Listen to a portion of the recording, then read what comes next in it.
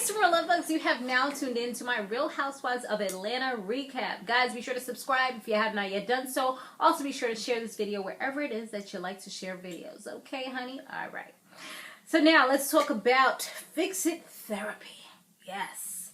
Where things tend to backfire at a moment's notice. And you'll be like, but I thought I was the one who brought you here. Hold up. You can't be talking about me like this. I'm not the problem.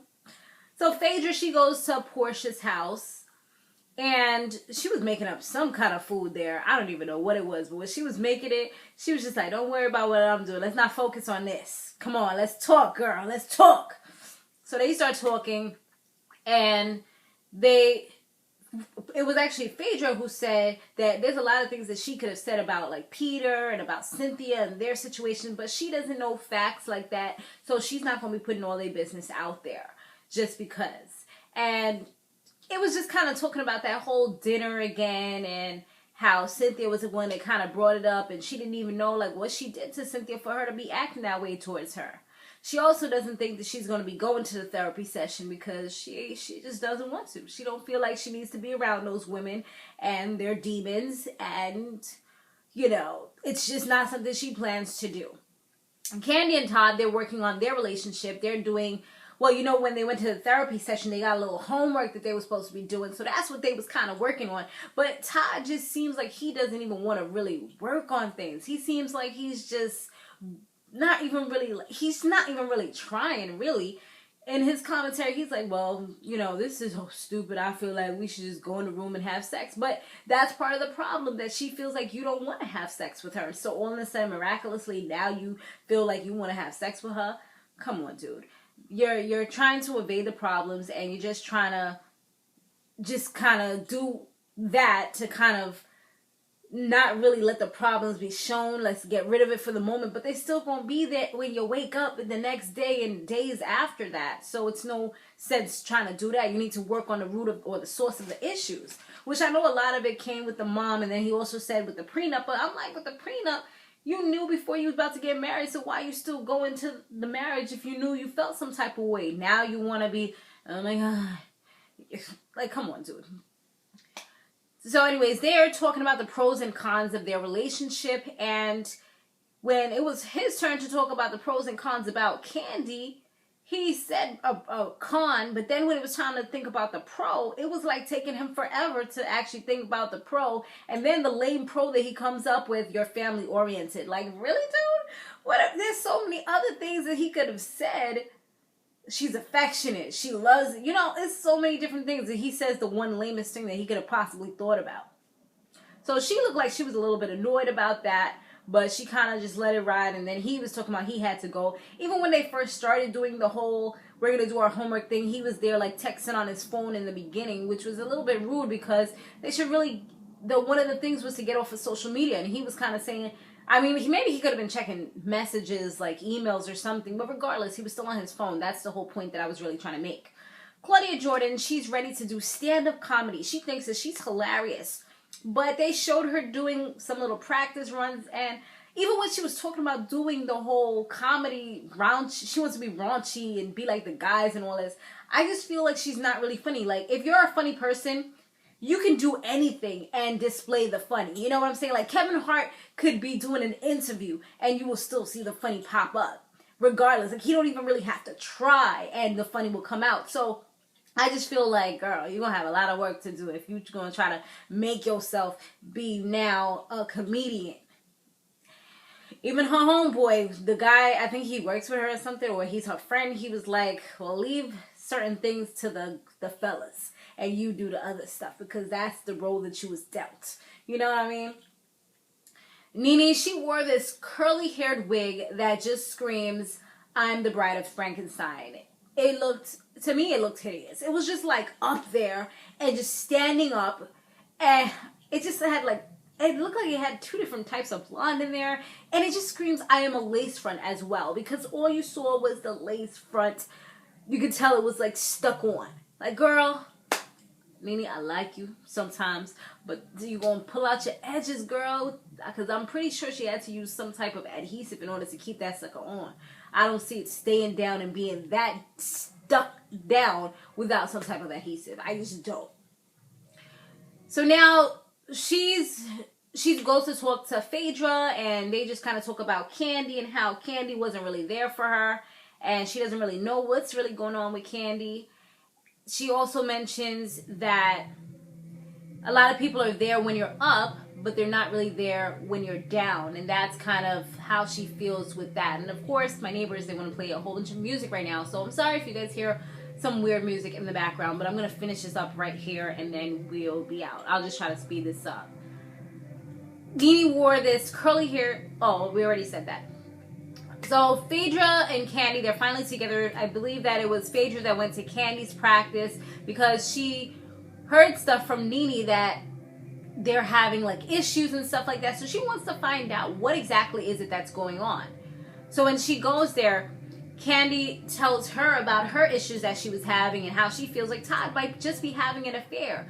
And what she says is, she was like, don't tell it all, don't tell it all. You know, in her motherly voice that she uses, I guess she's like, you know, you don't have to tell everybody everything. We can say some of this stuff off camera. You don't got to tell the world these things. Because that is very private, and a lot of social media will take that and they will just ride with it, and they see him even hanging out with a girl, that will be the next big headline. So you don't want to tell all your dirty little secrets, but she already been telling everybody everything anyway, so Candy don't have too much shame in her game when it comes to certain things. And they also, Phaedra, she was like that she didn't know about all those things, but she feels as though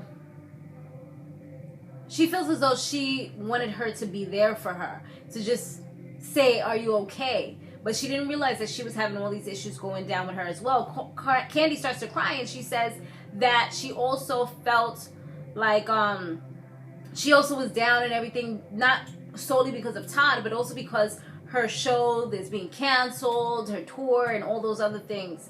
But at the end of the day, the way that Phaedra really feels, what she said in the commentary, even while in tears, is that she can go to bed with money. You know, money she has a whole ton load of, but she doesn't have a lot of friends that she can call real friends. Those come little and few. So that's what she really needs in the time of need and when she's hurting and in pain.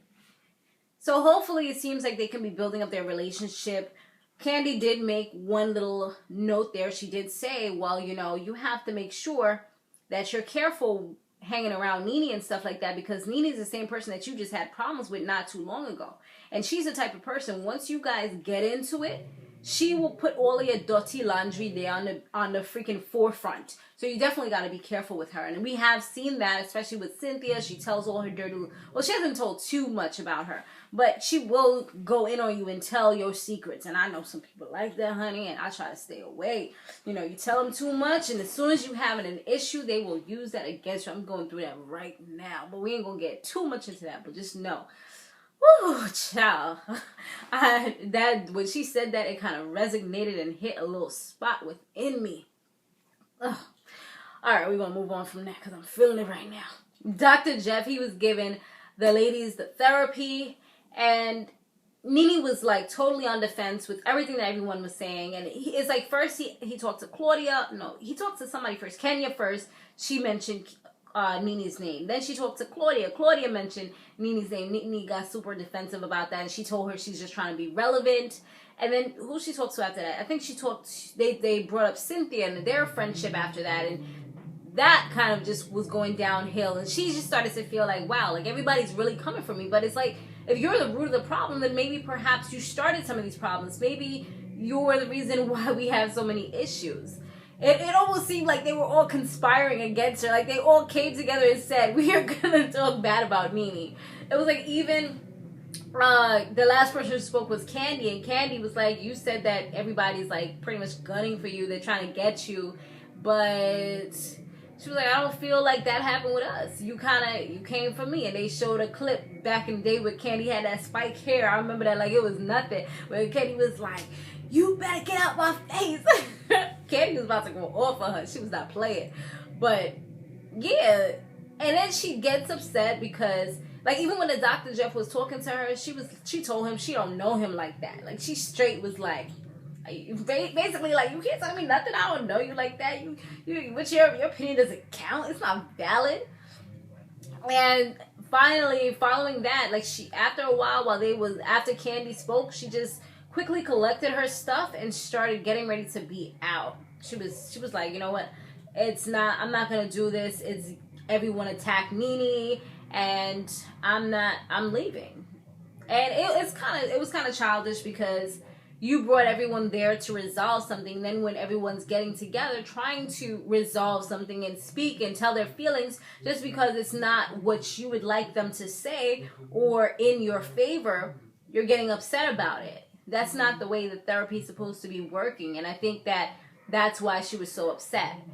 You know, that's not really how you do those types of things. But that's pretty much it. Let me know what you thought about this episode down below. It wasn't really too much going on. I mean, I don't know if they're going to push it to 20 since we're up to 17. Maybe that's the plan. Maybe not. I don't know. But I'm looking forward to seeing... I'm ready for the end. Like, to be honest with you guys, I'm ready for it to be over. Because I feel like this episode was kind of a waste. There wasn't really that much going down in it. Like, the most juiciest part was probably when they were in the therapy session going off about each other. Well, going off about Nene. And, yeah. So, guys, be sure to check out my other channel tomorrow, which is going to be Samore Love TV. That's where I do my love and hip-hop reviews. And then we come back over here for the Black Ink Crew. That's going to also be over here tomorrow. And Tuesday, you know, we're doing our Haves and Have-Nots. I think that's the season finale. I stopped doing Mob Wives. It just wasn't really getting that much views. And then not even just that, it's also the fact that I had 2 other shows that I'm doing, which is Catfish now. And I'm also doing Empire. And Empire is going to be the 2-hour season finale. So you already know your girl's going to be watching that for sure. We're going to have a nice long little chat on Wednesday. Looking forward to that. Alright guys, thanks for watching. Be sure to stay fabulous, live free, and soar limitless. I'll see you in the next one. Laters.